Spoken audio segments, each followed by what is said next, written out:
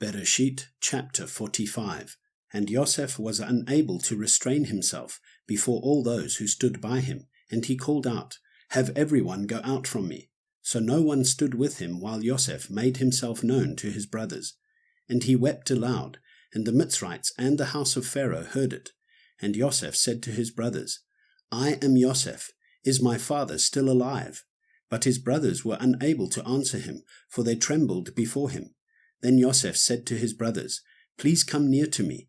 And when they came near, he said, "I am Yosef your brother, whom you sold into Mitzrayim. And now, do not be grieved nor displeased with yourselves because you sold me here, for Elohim sent me before you to preserve life.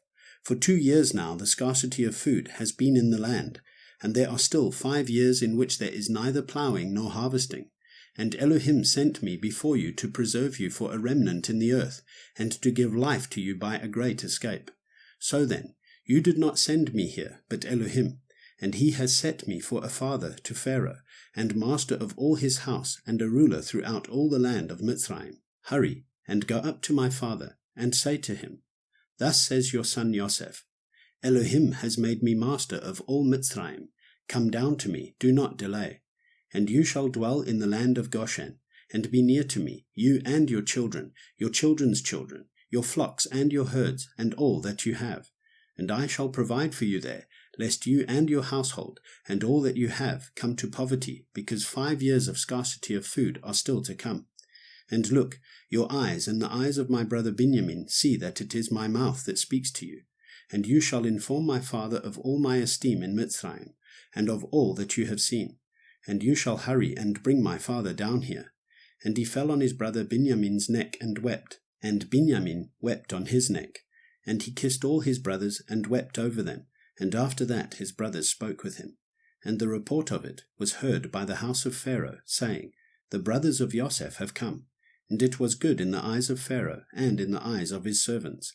And Pharaoh said to Yosef, Say to your brothers, Do this, load your beasts, and go, enter the land of Canaan, and take your father and your households, and come to me, and I give you the best of the land of Mitzrayim, and you eat the fat of the land.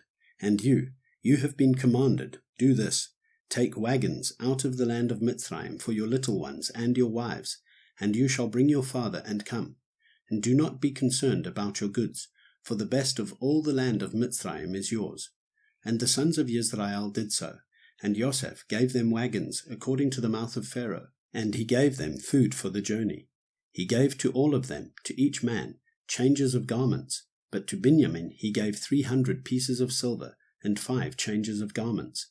And he sent to his father this, 10 donkeys loaded with the best of Mitzrayim, and 10 female donkeys loaded with grain, and bread, and food for his father for the journey.